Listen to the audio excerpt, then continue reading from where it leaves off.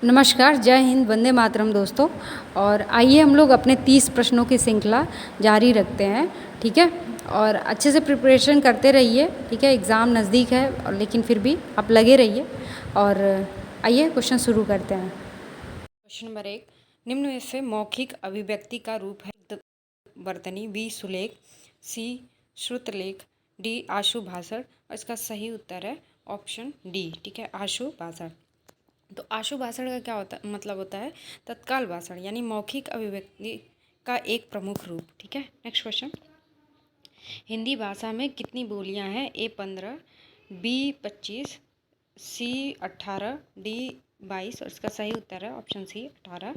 तो देखिए, हिंदी की कुल 5 उपभाषाओं के अंतर्गत 18 बोली मानी जाती है, ठीक है। नेक्स्ट क्वेश्चन, भारतेंदु युग में लिखने वाली पत्रिका युग्म है, ठीक है।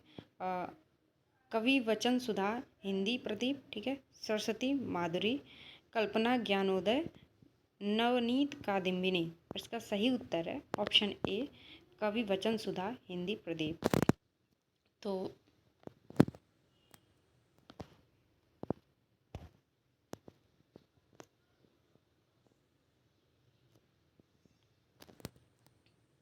नेक्स्ट क्वेश्चन, तद्भव पत्रिका के संपादक हैं ए लीलाधर जगुड़ी, विश्वनाथ तिवारी, हरे प्रकाश उपाध्याय, अखिलेश। और इसका सही उत्तर है ऑप्शन डी, अखिलेश। तो देखिए, तद्भव पत्रिका के वर्तमान संपादक अखिलेश जी हैं, ठीक है। नेक्स्ट क्वेश्चन, 12 बरस लय कूकर जीवे पक्ति किसकी है? देखिए, जिस टाइम पे ये पेपर आया था, जैसे 2017 का ये पेपर है, तो उस टाइम पे उसके अध्यक्ष जो थे अखिलेश थे। तो ये देख लीजिएगा। तो 12 बरस लय कूकर जीवे पक्ति किसकी है? विद्यापति, चंद्रबरदाई, नरपति नाल, जगनीत। और इसका सही उत्तर हो जाएगा ऑप्शन डी, ठीक है, जगनिक। तो यह प्रसिद्ध पक्ति जगनीत द्वारा रचित आल्हा खंड से है। नेक्स्ट क्वेश्चन, किस देश में हिंदी भाषा का लिखने एवं बोलने में व्यापक प्रयोग होता है? ऑस्ट्रेलिया, दक्षिण अमेरिका, पाकिस्तान, मॉरिशस। इसका सही उत्तर है ऑप्शन डी, मॉरिशस। देखिए, मॉरिशस में हिंदी का प्रयोग व्यापक स्तर पर किया जाता है, ठीक है। नेक्स्ट क्वेश्चन, सूरसागर किस भाषा में रचित है? अवधी, बुंदेली, ब्रज, छत्तीसगढ़ी। और इसका सही उत्तर है ऑप्शन सी, ठीक है, ब्रज भाषा में। सूरसागर कृत जो है, सूरसागर मुख्य रूप से ब्रज भाषा में रचित है, ठीक है। नेक्स्ट क्वेश्चन, वीरों का कैसा हो वसंत कविता किसने लिखी? पंत, सुभद्रा कुमारी चौहान, माखनलाल चतुर्वेदी, दिनकर। तो इसका सही उत्तर हो जाएगा ऑप्शन बी, ठीक है, सुभद्रा कुमारी चौहान। और मतलब ये पोइट्री पूरा पढ़िएगा, बहुत ही मतलब अच्छा लगेगा आपको, अच्छी पोइट्री है, ठीक है। तो यह प्रसिद्ध कविता सुभद्रा कुमारी चौहान द्वारा लिखी गई है। नेक्स्ट क्वेश्चन, व्याकरण और वर्तनी से शुद्ध भाषा कहलाती है? ए साहित्यिक भाषा, प्रांजल भाषा, व्याकरणीय भाषा, मानक भाषा। इसका सही उत्तर हो जाएगा ऑप्शन डी, मानक भाषा, ठीक है। तो परिनिष्ठित या मानक भाषा व्याकरण सम्मत और शुद्ध होती है। नेक्स्ट क्वेश्चन, आलाखंड किस रासो का दूसरा नाम है? पृथ्वीराज रासो, खुमाड़ रासो, परमाल रासो, बिसल देव रासो। तो इसका सही उत्तर हो जाएगा ऑप्शन सी, परमाल रासो।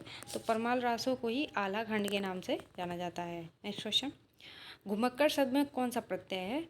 अक्कड़, अड़, अड़, कक्कड़, ठीक है। तो इसका सही उत्तर हो जाएगा ऑप्शन ए है, अक्कड़। देखिए, जब भी कभी भी प्रत्यय पूछेगा तो प्रत्यय का मतलब ऐसे याद कर लीजिए कि पीछे से, ठीक है, पीछे जो लग जाता है और नया शब्द बना देता है, ठीक। और उपसर्ग का मतलब आगे लगा हुआ वो शब्द होता है, ठीक है। तो घुमक्कड़ में घुम धातु के साथ अक्कड़ प्रत्यय लगा है या जुड़ा हुआ है, ठीक है। नेक्स्ट क्वेश्चन, महावीर स्वामी का जन्म कहाँ हुआ था? ए पावापुरी, बी वैशाली, सी कुशीनगर, डी पारसौली। और इसका सही उत्तर हो जाएगा ऑप्शन बी, ठीक है, वैशाली। तो महावीर स्वामी का जन्म वैशाली यानी कुंडग्राम में हुआ था। नेक्स्ट क्वेश्चन, स्वच्छंद में कौन सी संधि है? विसर्ग, दीर्घ, गुण, व्यंजन। इसका सही उत्तर है ऑप्शन डी, ठीक है, व्यंजन संधि है। क्योंकि देखिए, स्वधन छंद तो स्वच्छंद होगा, ठीक है। तो यहाँ व्यंजन संधि का नियम लागू होता है। और संधि विच्छेद करते टाइम भी ये बात का ध्यान रखिएगा, दोनों जो विच्छेद होंगे मतलब दो शब्द जो बन रहे हैं जैसे स्व धन छंद, तो दोनों का अपना अस्तित्व होगा, दोनों का कुछ मतलब होगा, ठीक है। महात्मा बुद्ध ने बुद्धत्व किस आयु में प्राप्त किया? तो 12 वर्ष, 35 वर्ष, 45 वर्ष, 80 वर्ष। तो इसका सही उत्तर है ऑप्शन बी 35 वर्ष। तो बुद्ध ने 35 वर्ष की आयु में बोध गया में ज्ञान प्राप्त किया था, ठीक है। कहाँ प्राप्त किया था? बोध गया में, ठीक है। अपने शिष्यों को ज्ञान कहाँ दिए थे? तो सारनाथ में। नेक्स्ट क्वेश्चन, श्रुति धर्म का अर्थ है ए जैन धर्म, और बी बौद्ध धर्म, सी मुस्लिम धर्म, डी वैदिक धर्म। इसका सही उत्तर है ऑप्शन डी वैदिक धर्म। तो देखिए, श्रुति धर्म का तात्पर्य वेदों पर आधारित यानी सनातन यानी वैदिक धर्म से है। नेक्स्ट क्वेश्चन, निमिष शब्द का पर्याय है। देखिए, कुछ शब्द हैं जो रिपीटेड हमेशा आते रहते हैं, तो उसको ज़रूर देख करके जाइएगा। जैसे निमिष है, ठीक है ना, तो जंगम का विलोम पूछ लेता है, ठीक है। तो ये कुछ कुछ चीज़ें हैं, ठीक है। निमिष शब्द का पर्याय है प्रकाश, छिद्र, पूर्ण, क्षण। इसका सही उत्तर है ऑप्शन डी क्षण, ठीक है। तो निमिष का अर्थ पलक झपकने के बराबर यानी एक क्षण होता है। नेक्स्ट क्वेश्चन, मुझसे उठा नहीं गया वाक्य में वाच्य है कृतवाच्य, कर्मवाच्य, भाववाच्य, इनमें से कोई नहीं। इसका सही उत्तर है ऑप्शन सी भाववाच्य।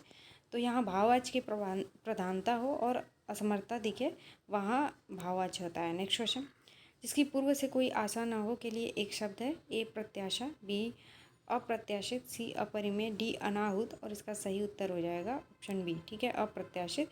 तो जिसकी आशा ना हो उसे अप्रत्याशित कहा जाता है। नेक्स्ट क्वेश्चन, गोधूम शब्द का तद्भव है गेहूँ, गाय, गोबर, गोधन। इसका सही उत्तर है ऑप्शन ए गेहूँ, ठीक है। तो गोधूम तद्भव शब्द है, जिसका तद्भव गोधूम जो है तत्सम शब्द है, और तद्भव उसका क्या हो जाएगा? गेहूँ, ठीक है। देखिए, अगर अच्छा लगे आपको तो आप चैनल प्लीज़ सब्सक्राइब कर लीजिए, इससे हमें मोटिवेशन मिलता है। नेक्स्ट क्वेश्चन, निष्कपट शब्द का संधि विच्छेद है निधन कपट, निष्धन कपट, निधन कपट, निष्धन कपट। इसका सही उत्तर हो जाएगा ऑप्शन ए निधन कपट। तो ये विसर्ग संधि है, जहाँ मतलब देखिए, जहाँ कहीं भी अ का मात्रा आ जाता है तो वहाँ विसर्ग हो जाता है। तो नि प्लस कपट क्या हो जाएगा? निष्कपट। नेक्स्ट क्वेश्चन, इनमें से किस शब्द की वर्तनी सही है? अनुग्रहित, अनुगृहित, अनुग्रहित, अनुग्रहित, ठीक है। और इसका सही उत्तर हो जाएगा ऑप्शन बी, ठीक है, अनुगृहित। तो वर्तनी की दृष्टि से बी ऑप्शन सही है। नेक्स्ट क्वेश्चन, अपेक्षा का विशेषण रूप है क्या है? तो सापेक्ष, उपेक्षा, निरपेक्ष, अपेक्षित। इसका सही उत्तर है ऑप्शन डी, ठीक है, अपेक्षित, ठीक। तो अपेक्षा भाववाचक संज्ञा है, ठीक, और अपेक्षित इसका विशेषण है। नेक्स्ट क्वेश्चन, श ध्वनि का उच्चारण स्थान है ए दंत, बी मूर्धा, सी तालु, डी दंत तालु। उसका सही उत्तर हो जाएगा तालु, ठीक है। देखिए, तालव्य श का उच्चारण स्थान तालु माना जाता है, ठीक है। तो नेक्स्ट क्वेश्चन, अत्यंत शब्द में प्रयुक्त उपसर्ग है अत, अ, अत्य, अति। और इसका सही उत्तर है ऑप्शन डी अति, ठीक है। तो अति धन अंत क्या हो जाएगा? अत्यंत। यहाँ अति उपसर्ग है, ठीक है। नेक्स्ट क्वेश्चन, उपत्यका का अर्थ है जहाँ सूर्य निकले, पेट का अंग, पर्वत का शिखर, पर्वत के पास की भूमि। और इसका सही उत्तर हो जाएगा ऑप्शन डी, ठीक है, पर्वत के पास की भूमि को उपत्यका कहते हैं, ठीक।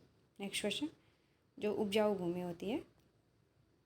नेक्स्ट क्वेश्चन, अंग का उच्चारण स्थान होता है नासिक्य, कंठोष्ठ, मूर्धन्य, कंठतालव्य। और इसका सही उत्तर हो जाएगा ऑप्शन ए नासिक्य, ठीक है।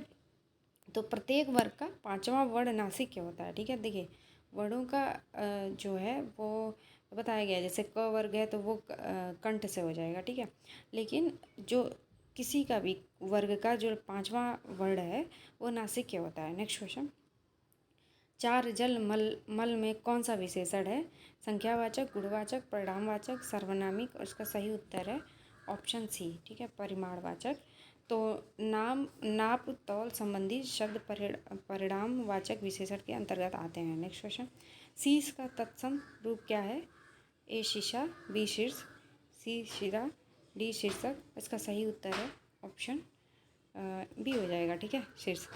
तो शीशा का तत्सम रूप शीर्ष होता है। नेक्स्ट क्वेश्चन, चौराहा शब्द में कौन सा समास है? कर्मधारय, द्वंद्व, द्विगु, अव्ययी भाव। इसका सही उत्तर है ऑप्शन सी, ठीक है, द्विगु। तो जहाँ पहला पद संख्यावाची हो वहाँ द्विगु समास होता है, ठीक है। द्वंद्व में क्या होता है? ऑपोजिट होता है। नेक्स्ट क्वेश्चन, आँख की किरकिरी होना का अर्थ है अप्रिय लगना, धोखा देना, कष्टदायक, बहुत प्रिय। तो इसका सही उत्तर हो जाएगा ऑप्शन ए हो जाएगा, ठीक है। अप्रिय लगना, आँख का किरकिरी होना, आप सुने भी होंगे। तो अप्रिय व्यक्ति को आँख की किरकिरी होना कहा जाता है, ठीक है। तो थैंक यू सो मच, और अच्छे से पढ़ाई करिए। अब एग्ज़ाम बहुत ज़्यादा दिन नहीं बचा हुआ है, तो बस रिवीजन पे ज़्यादा ध्यान दीजिए, कुछ भी नया मत पढ़िएगा, ठीक है। और ये तो PYQ है, तो PYQ तो ज़रूर ही सॉल्व करना है, तो देख करके जाइएगा, ठीक है। और आप लोग अच्छे से तैयारी करिए, ठीक है। तो मिलते हैं अगले वीडियो में।